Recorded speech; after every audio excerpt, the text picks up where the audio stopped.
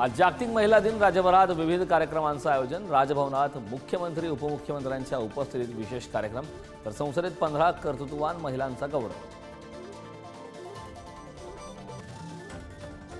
मुंबईतील सहारा हॉटेलमध्ये 41 वर्षीय व्यक्तीची आत्महत्या. पत्नीच्या जाचाला कंटाळून संपवलं जीवन. काम करत असलेल्या कंपनीच्या संकेतस्थळावर अपलोड केली सुसाईड.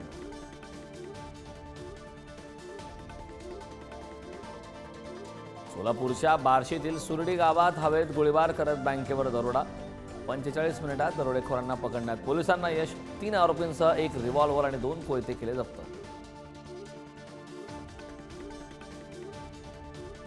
बीडमधील मस्साजोगचे सरपंच संतोष देशमुखांना न्याय मिळावा यासाठी काँग्रेसची सद्भावना पदयात्रा, तर काँग्रेस प्रदेशाध्यक्ष हर्षवर्धन सपकाळ यांच्या उपस्थितीत पदयात्रेचं आयोजन.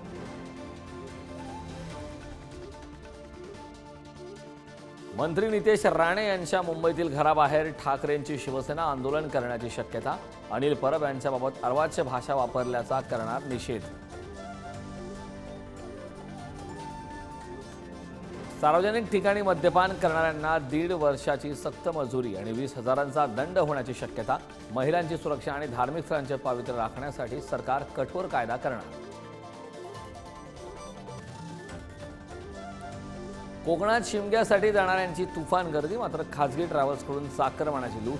अव्वाच्या सव्वा दरात विकल्या जात आहेत तिकीटं.